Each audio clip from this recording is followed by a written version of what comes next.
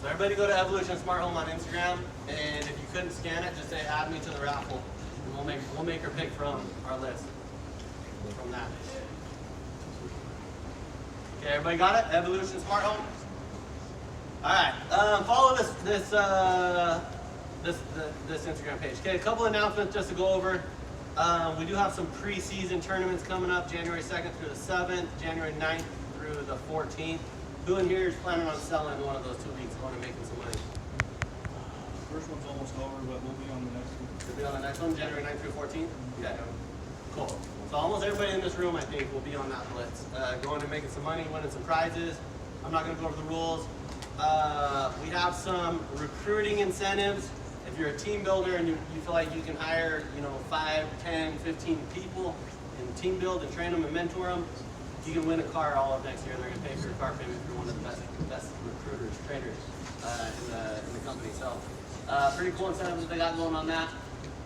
And then the home opener, if you guys want to make it out to Utah, I know some guys are going to be caravanning, flying, driving in a big van like Trent always rents.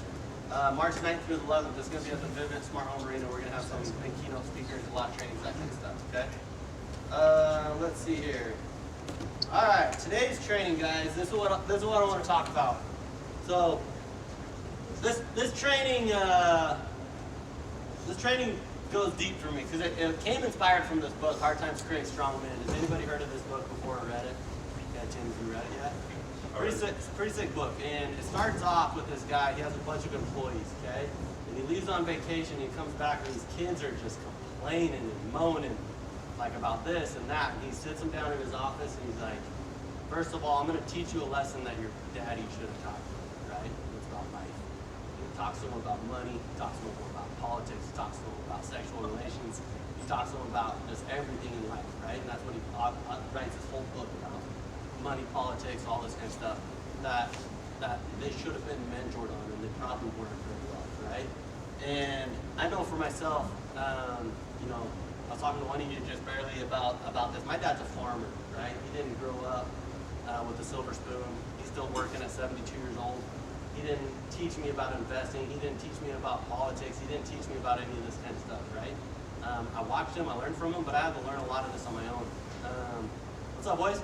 And hopefully I can give you a couple pointers here that, we're going into the new year. A lot of you have set some new goals and new resolutions, and you want to improve as a person this year, and you want to, have a bigger, better year this year. And hopefully it's just not a New Year's resolution that phases out in a couple weeks. Hopefully you're going to establish some life habits and really make 2023 a year that you change, that you become a better version of yourself. So, does anybody know who this is? Yeah, do you know who that is though? 2018. 2018 World's Strongest Man. What else is he famous for? Game of Thrones, the mountain, right? Okay, so let me see how this works.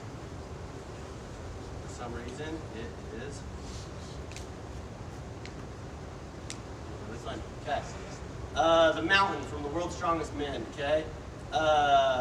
Harper, he's got a pretty cool story, and I feel like every single one of us is in the middle of their story, right? You're at the beginning chapters of your story. You have aspirations, you have dreams, you have goals. Some of you have no idea how to achieve the things that you want to achieve. And I was in the exact same place. I left the farm, I went to college, started diving into biology and chemistry, thinking I wanted to be a dentist, and that was like me shooting my shot in the dark, right? Like, maybe this is how I find success. And I found out real quick I hated chemistry and I hated biology, right? And so I saw these sales guys, and they're driving around really cool cars in college, right? Camaros, Porsches.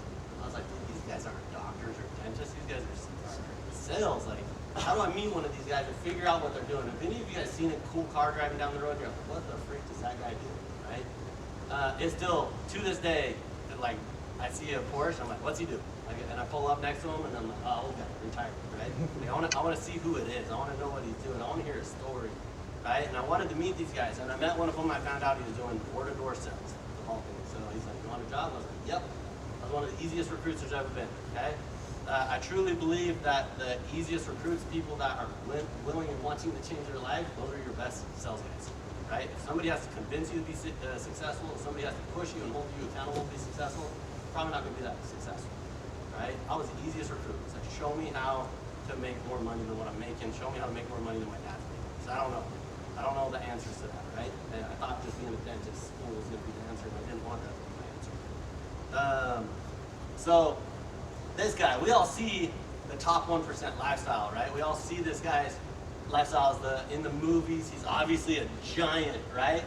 The dude at one point weighed 600 pounds, okay? Or no, 480 pounds, 6'7", 400 something pounds, okay? Absolute giant, okay? Do you think he was always that size? Does anybody know the story or seen his story at all? Okay, this is pretty cool. This is actually him in 2006 when he was 18 years old. He was trying to play for the Turkish NBA league. He was very tall and very skinny. Barely broke 200 pounds, and he was 6'6", right? Skinny guy. He was tough, and he fractured his tib fib so bad, he broke his leg so bad that he was never going to play basketball. Basketball career. You're huge though. And one of the Mr. Olympia's World's Strongest Men from Turkey reached out to him. He's like, you need to compete for World's Strongest Men. You need to be a powerlifter. You got the frame, you got the build for it. I know your family, I know your dad. You need to be a powerlifter. And he's like, dude, I'm a basketball player. Okay? He had somebody come into his life and give him a direction. Right? He's like, this is what you need to do. What do you think his doubts were at this point of like, dude, seriously, powerlifter, world's strongest man, I'm 6'6" and 200 pounds. Like, what do you think his doubts were, his fears were right now? What do you think? Couldn't do it. Is it possible? He couldn't pull the shoes out. He's got Dude, these guys are 400 pounds. Like, how's that even possible, right? Like, these guys are lifting literally, I don't know how much. school bus. School buses, pulling school buses down the road, right? Literally. There's no way that's possible. So he starts training for it. And literally 10,000 calorie diets, right? 10,000 calories a day. Just stuffing his face and eating and lifting and eating and lifting. He, 3 years later started to put on some weight.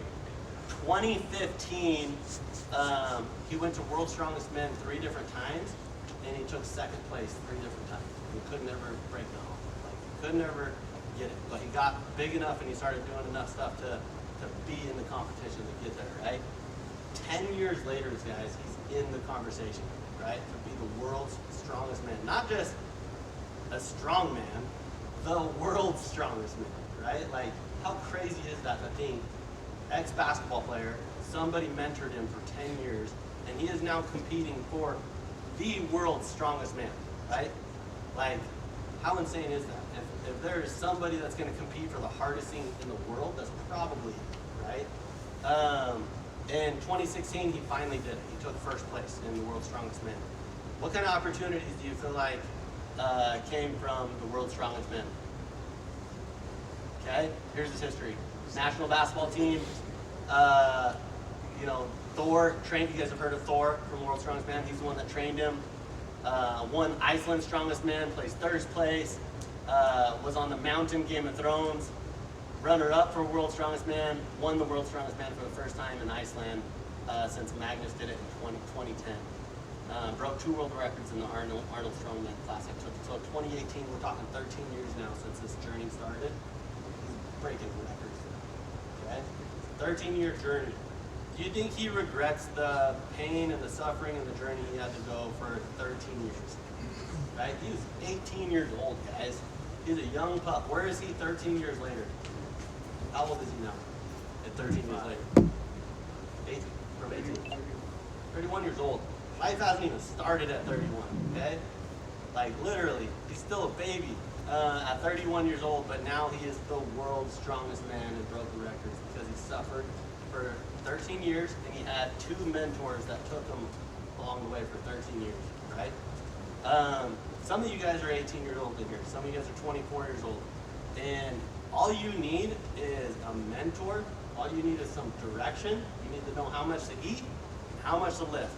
And you can literally, if you apply those habits that somebody else is going to teach you for 5 years or 10 years, where are you at in 10 years from now, right?